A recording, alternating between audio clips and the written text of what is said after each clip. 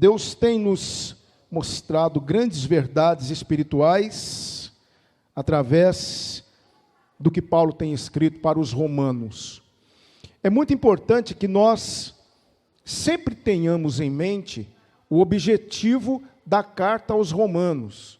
Paulo está escrevendo essa carta para a igreja de Roma, querendo mostrar para a igreja de Roma que ele pode realizar um trabalho de evangelismo na Espanha. Ele quer iniciar uma 4ª viagem missionária na Espanha.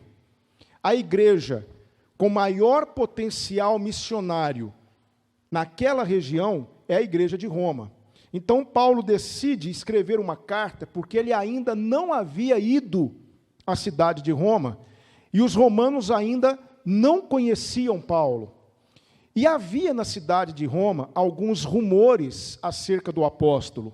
Alguns diziam que ele não obedecia à lei de Deus, outros diziam que ele era um falso apóstolo, que o apostolado dele não era um apostolado genuíno, porque ele não fazia parte dos 12.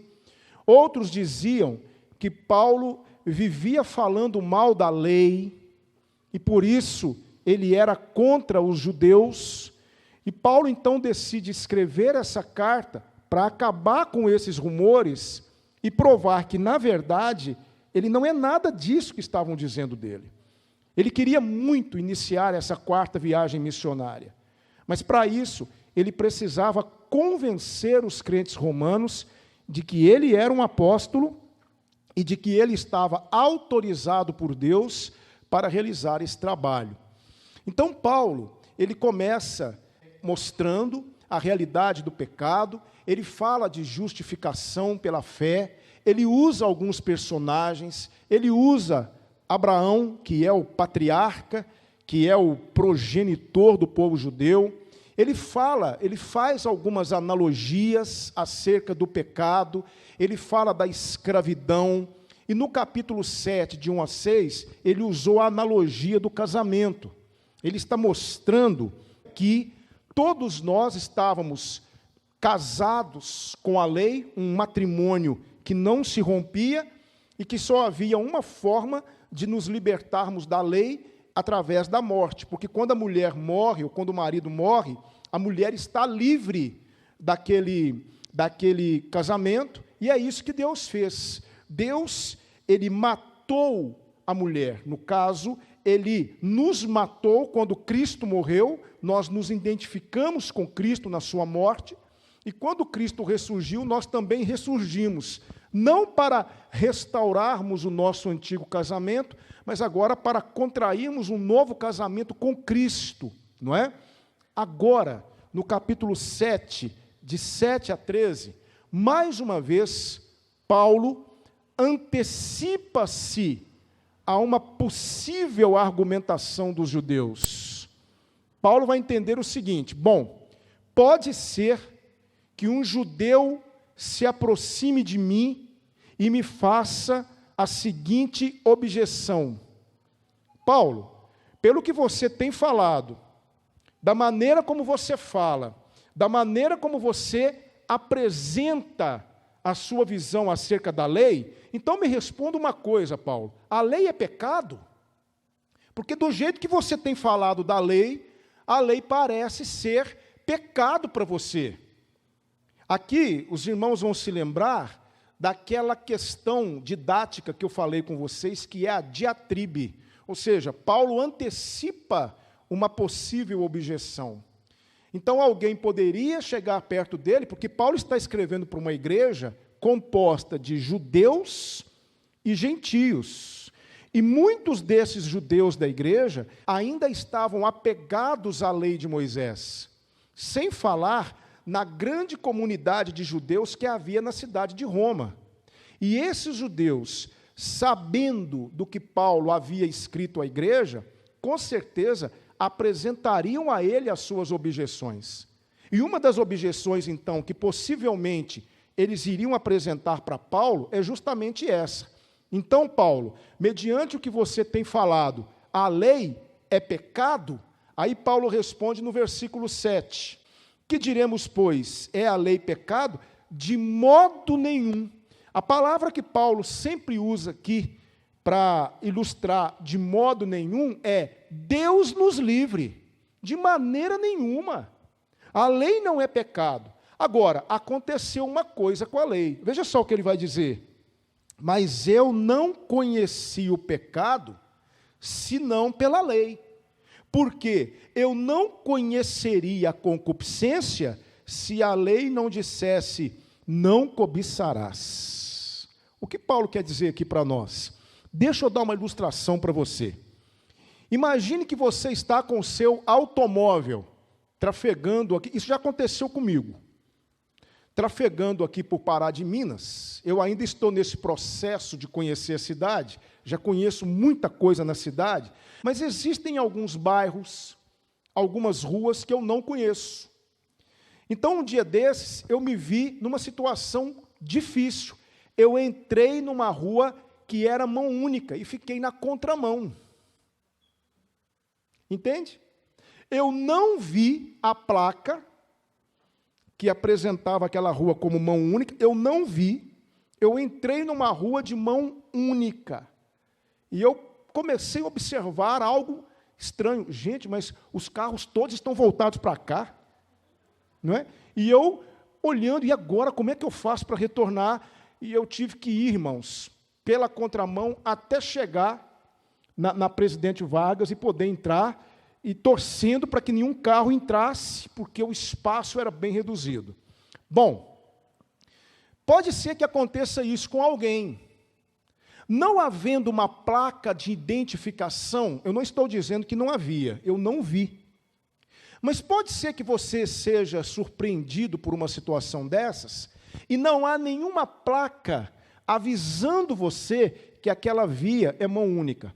Não há nenhuma placa dizendo para você que é proibido trafegar nesse sentido naquela avenida.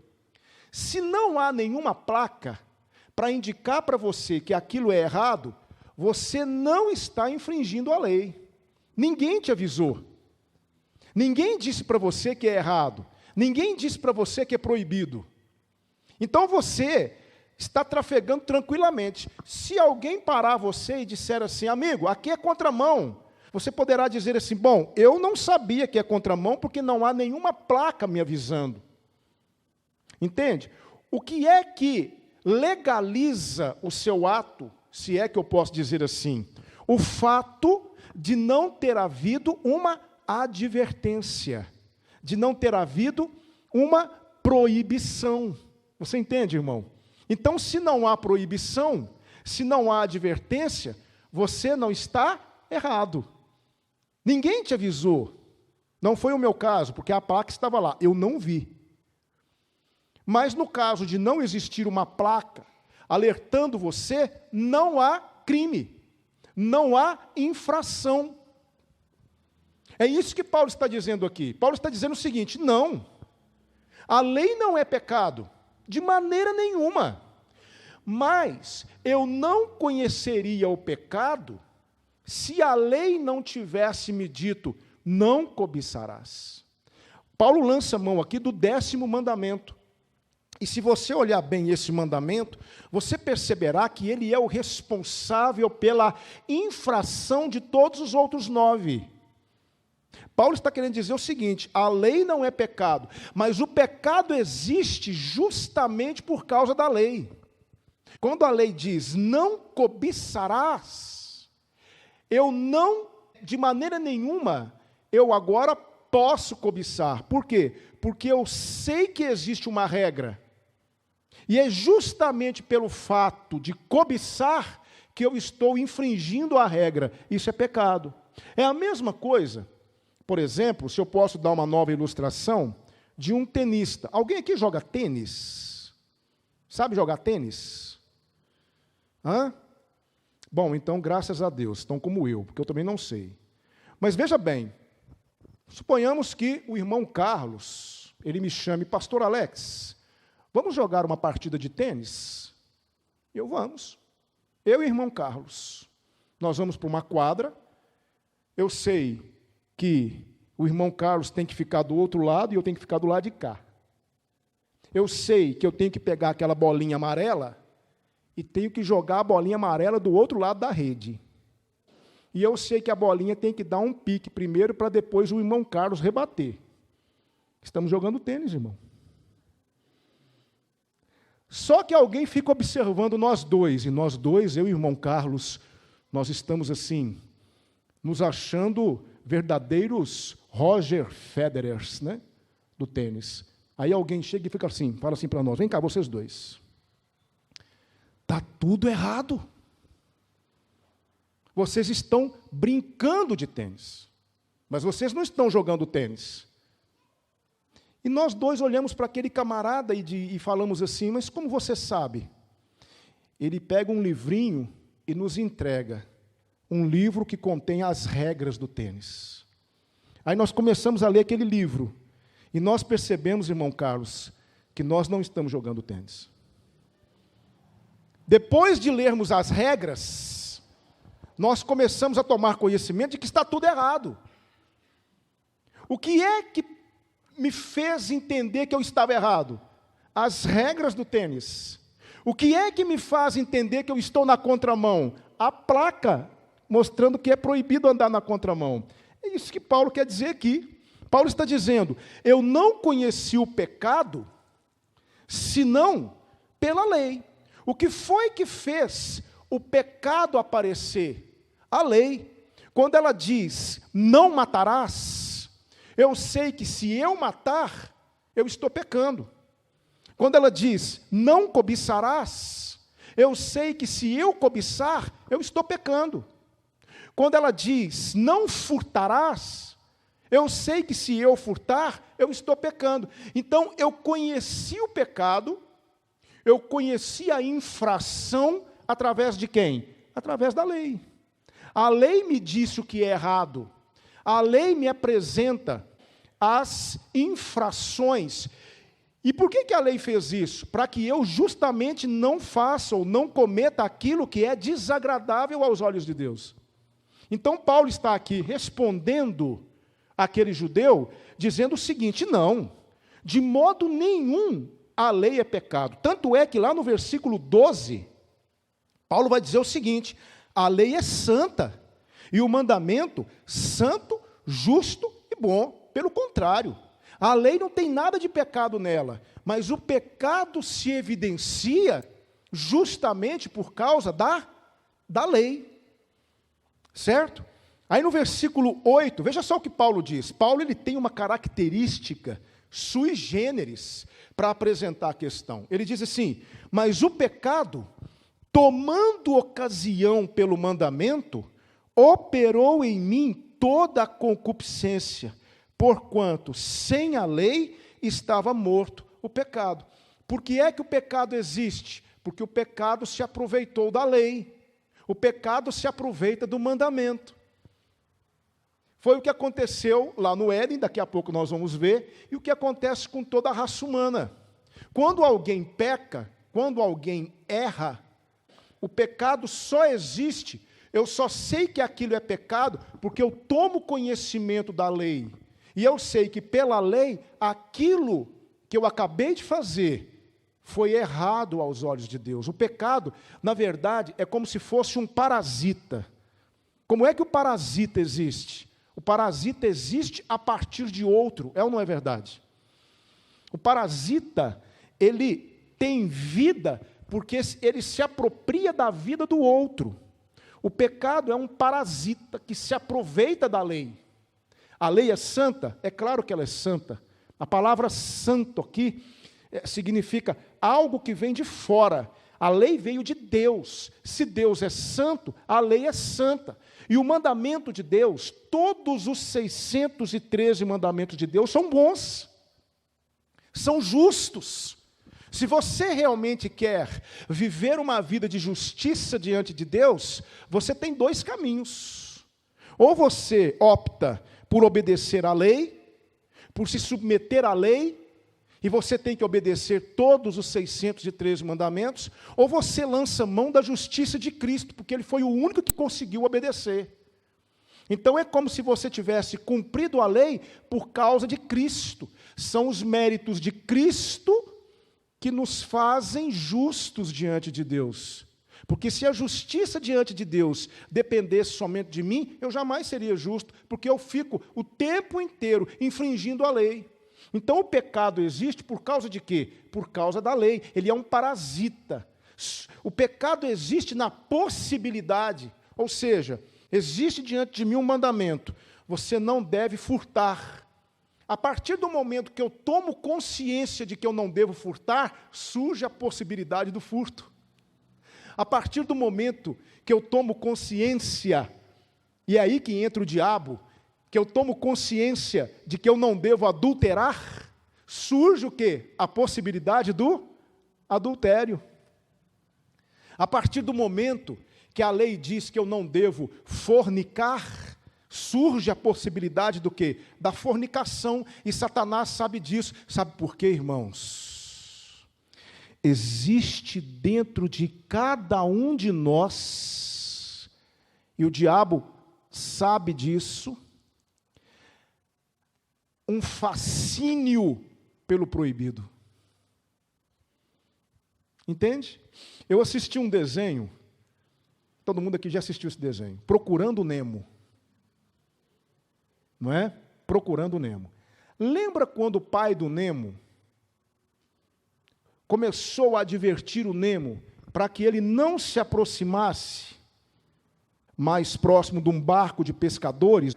Ele não podia se aproximar, lembra disso? E ele começou a desobedecer o pai dele. E o pai dele dizia assim: Nemo, Nemo, não me desobedeça, Nemo. E ele ia se aproximando, se aproximando, se aproximando, e o pai dele: Nemo, não se atreva, Nemo. E aí o Nemo olhou para o pai dele e fez assim no barco. Lembra disso, gente? Aí o pai dele, o Nemo fez assim, de repente um mergulhador captura Nemo, e aí começa a saga da história. Por isso chama-se Procurando Nemo, porque como Nemo era um peixe palhaço, um peixe ornamental, ele foi levado por aquele mergulhador para ornamentar algum aquário. É aí que começa a saga. Mas o pai disse: não, Nemo, Nemo, não, Nemo. E ele foi. Por quê? Nós temos o fascínio pelo proibido. Por que eu não posso fazer isso? Foi o que aconteceu com Adão e Eva. E Paulo vai falar disso aqui. Olha só o que Paulo vai dizer aqui, gente. Olha só, versículo 9. E eu, agora Paulo está se apresentando como personagem. Paulo está se colocando aqui como um filho de Adão. É como se Paulo estivesse indo lá para o Éden.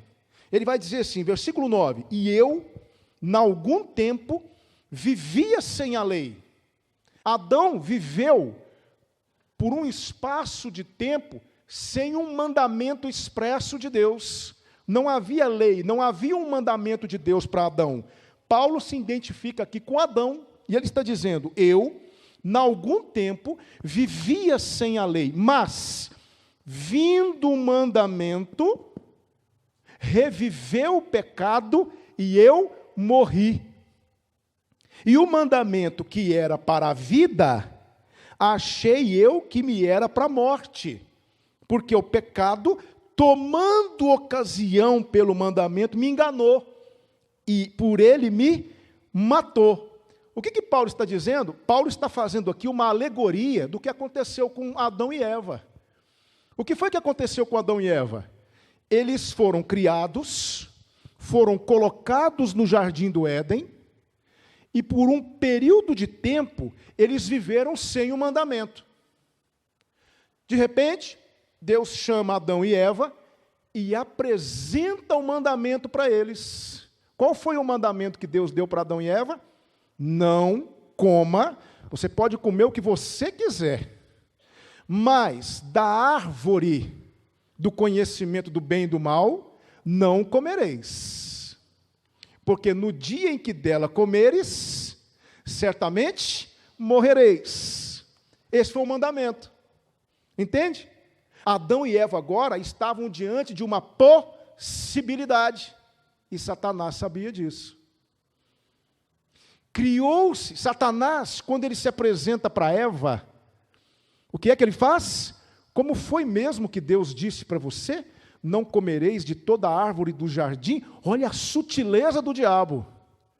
E aí a Eva disse assim: não, de toda árvore do jardim podemos comer, mas da árvore do conhecimento do bem e do mal não podemos comer, porque no dia em que dela comermos, certamente morreremos. Aí o diabo disse assim: certamente não morrereis. Deu start. Colocou no coração de Eva o fascínio. Ele disse assim: sabe por quê, Eva? Porque no dia em que vocês comerem, vocês serão como Deus, conhecendo o bem e o mal. O que foi que Satanás produziu no coração deles? O fascínio pelo proibido. E aí, ele levou Eva a olhar a fruta, a olhar a árvore, e viu Eva que era árvore boa para dar entendimento. Olha só, e tomou do seu fruto e comeu. O fascínio pelo proibido. O fascínio. Por que eu não posso? Por que eu não posso? Quando eu morava no bairro Danilo Passos, irmãos, deixa eu falar uma coisa para vocês. Bendita graça de Jesus sobre a minha vida. Porque quando eu era menino, eu era custoso. Eu aprontei demais. E havia lá, no bairro onde eu morava, em Divinópolis, uma fazenda com umas árvores muito frutíferas, e havia uma mangueira com mangas, irmãos. Cada manga. Mas havia uma advertência para nós. Olha, nunca se atrevam a ir no sítio do senhor José. Por quê? Porque ele é extremamente nervoso, ele tem uns cachorros lá, e ele não pensa duas vezes para soltar esses cachorros em cima de vocês. Mas não adiantou. Já produziu em nós, em mim e nos meus 3 amigos, o desejo pelo proibido. Por que eu não posso ir? Qualquer dia desses eu vou. Qualquer dia desses eu vou lá. Um dia, estávamos eu, Elias, o Jacir, e mais uns 2 que eu não me lembro, e o Elias disse assim: rapaz, eu estou numa vontade de ir lá no sítio do seu José. Vamos lá?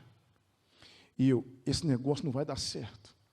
Vamos lá no sítio do seu José? Vamos lá pegar umas mangas? Você já viu as mangas dele? Beleza. O fascínio pelo proibido. Esse que vos fala foi com a turma. E fomos para o sítio do seu José. Aí o Elias disse assim: Alex, você sobe na mangueira, eu vou ficar aqui embaixo e você vai jogando as mangas para a gente. E eu subi na mangueira.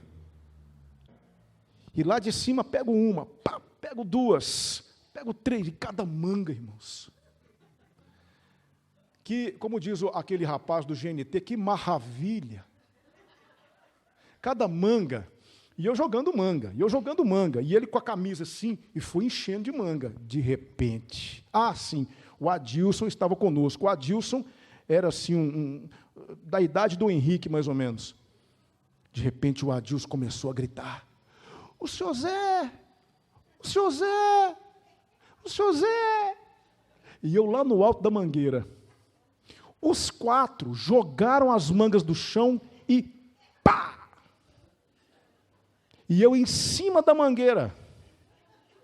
Quando eu olhei, irmãos, aquele senhor de chapéu de palha, com 2 filas desse tamanho, cada latido.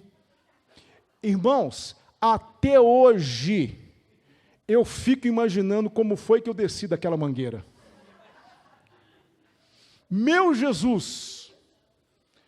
Irmãos, aproximadamente uns 6, 7 metros de altura que eu estava. Eu fui descendo e fui me ralando todo, e pulei, e eu estava descalço, e a rua tinha uns cascalhos, e eu comecei a pular. Quando eu olhei para trás, aquele senhor bravo: vem aqui, moleque, eu vou ensinar para vocês. E eu correndo, meu Deus, me ajuda, meu Deus, me ajuda, meu Deus.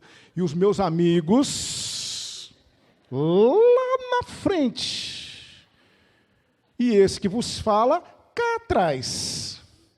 Irmãos, aquele senhor teve misericórdia de mim e parou numa determinada distância. E não apareçam mais aqui, porque da próxima vez vai ser diferente.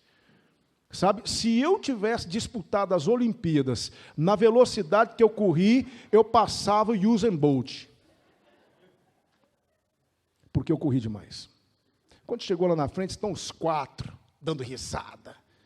E eu sem fôlego, não sabia se chorava, não sabia. Nunca passei tanto aperto na minha vida. Por quê? Por causa do fascínio pelo proibido. As mangas ficou para trás. Você acha que eu ia voltar lá para pegar as mangas? As mangas ficaram para trás. Nunca passei tanto aperto na minha vida por causa do fascínio pelo proibido. Irmão, pense nisso que eu estou dizendo para você. Quando você fica sabendo, não posso isso, isso produz em nós. E se isso não estiver debaixo do controle do Espírito de Deus, isso produz em nós um desejo. Por que não posso? Por que não posso? Foi o que Satanás fez com Eva e com Adão. Ele colocou neles a possibilidade. Por que eu não posso? É um fruto bonito, é uma árvore desejosa. Satanás disse que eu posso ser igual a Deus.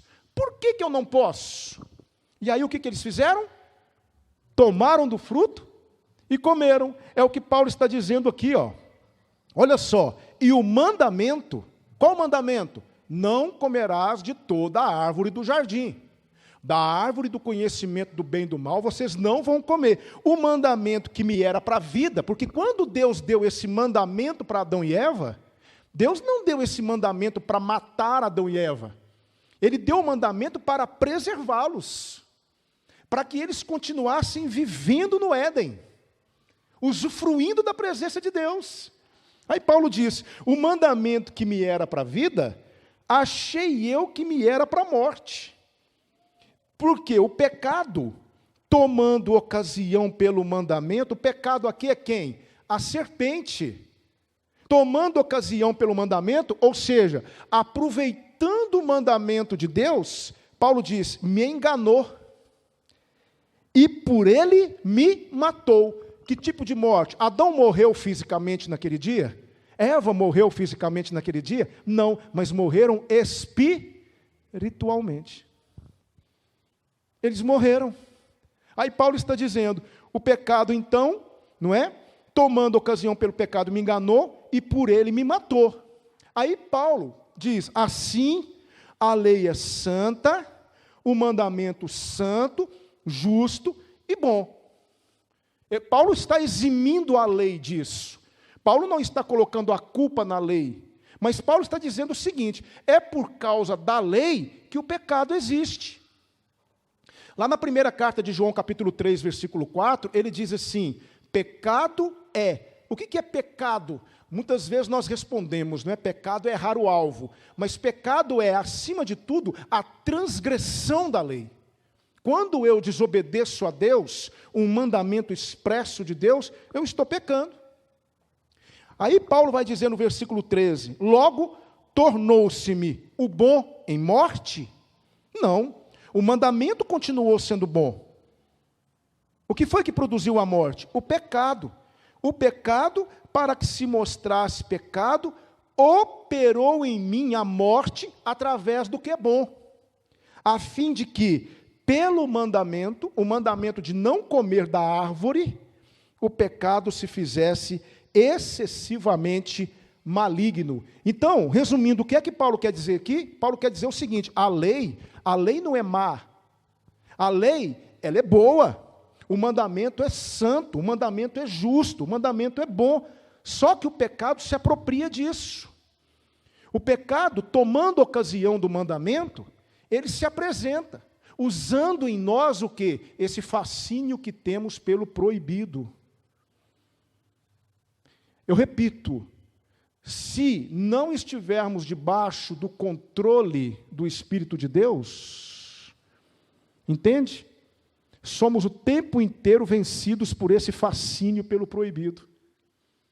Observe que tudo que você deseja, porque o pecado, irmãos, o pecado ele se apresenta para você como uma roupagem vistosa. Tanto é que o pecado se apresentou para Eva através de uma fruta que era fruta desejável para dar entendimento. Uma fruta bonita, entende? Era uma fruta que chamou a atenção de Eva. Então Eva lançou mão daquela fruta e comeu. E foi aí que o pecado se manifestou. Eu aprendi aqui 3 lições para a nossa vida. Eu quero 3 coisas que eu gostaria de compartilhar com vocês para encerrar minha palavra. 3 lições. A primeira delas, que eu gostaria de compartilhar com você, é essa: cuidado com a satisfação trazida pelo pecado.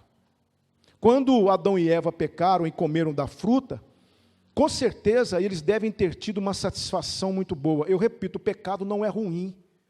Não é ruim. Tudo que é pecado é bom. Tudo que é pecado é bom. Quando você vai lá para Gálatas e vê a lista dos pecados, das coisas que Deus abomina, você percebe que o pecado é bom. Comer é bom? É bom. Mas comer demais é pecado. O dinheiro é bom? Claro. Mas o amor ao dinheiro é pecado. Aqui eu não vou entrar em detalhes, mas o sexo é uma coisa boa? É, mas o sexo pode se tornar pecado.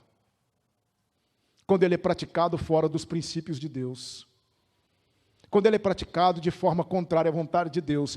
Então observe que o pecado, ele sempre vai pegar o mandamento, a lei, que não é para a nossa morte, os mandamentos não são para o nosso mal, eles não são nocivos, eles são bons, mas o pecado sempre pega o mandamento, instiga em mim o desejo de infringir o mandamento.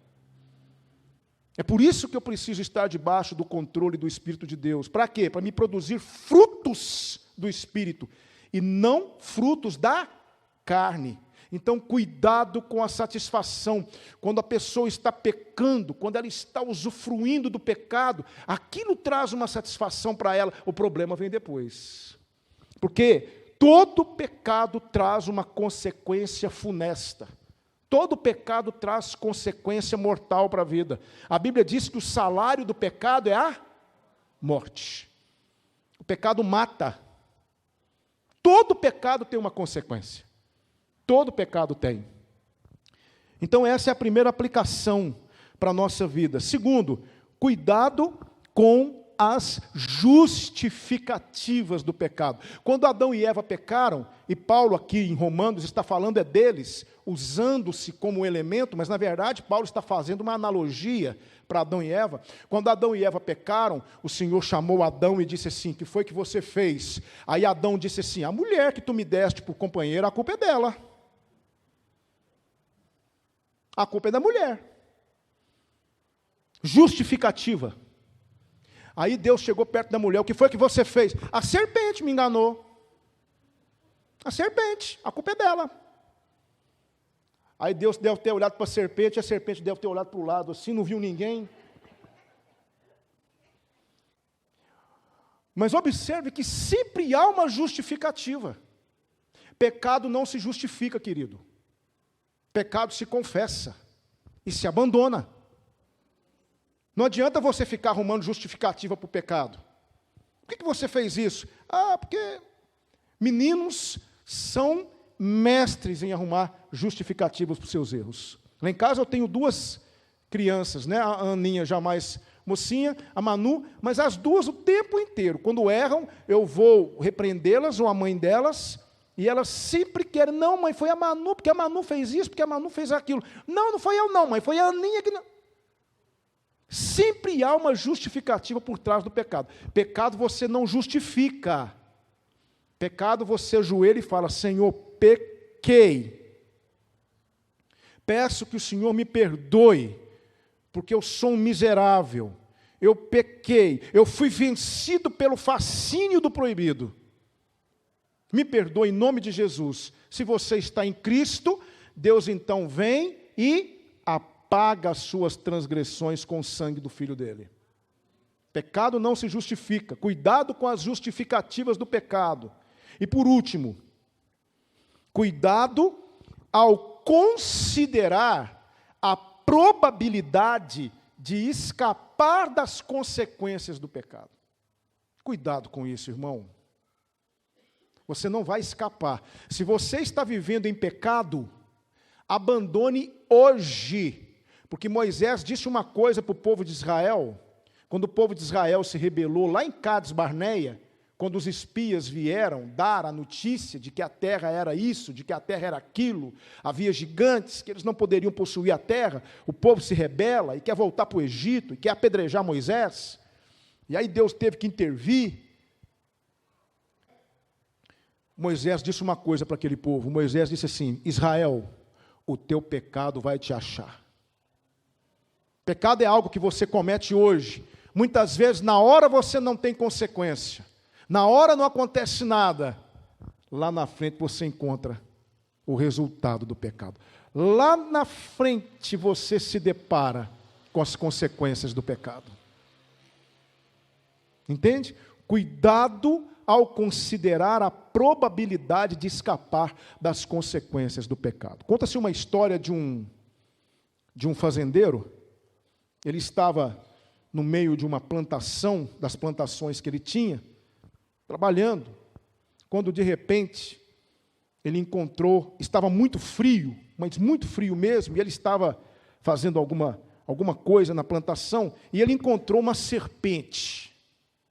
E a serpente, enrijecida de tanto frio, e a serpente olhou para ele e disse assim: por favor, me ajude, eu estou morrendo congelado, eu vou morrer. E o fazendeiro, então, ele pegou aquela serpente, enrolou aquela serpente num pano e colocou aquela serpente sobre os seus ombros e foi caminhando com a serpente, e aquele pano com o qual ele enrolou a serpente foi aquecendo a serpente. E a serpente foi voltando ao normal, de repente ela, picou o fazendeiro. E o fazendeiro soltou a serpente no chão e ela começou a serpentear, andando pelo meio do mato, e o fazendeiro olhou para a serpente e disse assim: eu ajudei você, eu te peguei, você estava morrendo de frio, eu te aqueci, e é assim que você me paga? A serpente parou, olhou para trás e disse assim: mas você sabia que eu era uma serpente, a culpa não é minha. O que isso tem a ver com a gente? A gente comete pecado, e aí um dia nós vamos estar diante do Senhor, e vamos começar a arrumar alguma justificativa para o Senhor, e vamos olhar, a culpa é dele. Aí o pecado vai olhar e falar assim: mas você sabia que eu era pecado, a culpa não é minha. Pecado é pecado, irmão. É bonito, é isso, é aquilo outro, mas é pecado. E mata. Então abandone. Pecado nunca será seu amigo. Os mandamentos de Deus são, mas infelizmente o pecado usa esses mandamentos para operar em nós a desobediência. É isso que Paulo está ensinando aqui. Desejo que você tenha entendido o objetivo de Paulo. Paulo está, na verdade, querendo provar para o judeu: não adianta confiar na lei, embora a lei seja boa, santa, justa, mas o pecado sempre vai existir por conta dela. Então é melhor confiar na graça. Confie na graça de Deus. Entregue-se a Deus. É a graça que te salva. É a graça que te aperfeiçoa. É a graça que vence o pecado. Que o Senhor, então, seja glorificado pela sua palavra e que nós possamos ter entendido a profundidade desse texto. Vamos orar? Nós agradecemos ao Senhor pela sua palavra e por tudo que aprendemos aqui nessa manhã. Seja glorificado o teu nome, Senhor. Obrigado por ter nos ensinado verdades tão preciosas. Obrigado por ter falado conosco. Ó Deus, infelizmente nós ainda pecamos, cometemos erros, cometemos falhas, mas eu te peço em nome de Jesus, que esta graça que está sobre nós, não só nos perdoe, mas nos aperfeiçoe, para que possamos, ó Deus, realmente vencer esse desejo que há em nós de pecar. A culpa não é da tua lei, mas infelizmente o pecado lança a mão dela. Que possamos, ó Deus, apelar para a graça sempre, porque é a graça que nos faz vencer o pecado. Muito obrigado, ó Deus, por existir também essa possibilidade. Embora exista a possibilidade da morte pelo pecado, também existe a possibilidade da vida pela graça. Nós te agradecemos. Obrigado. No nome santo de Jesus. Amém.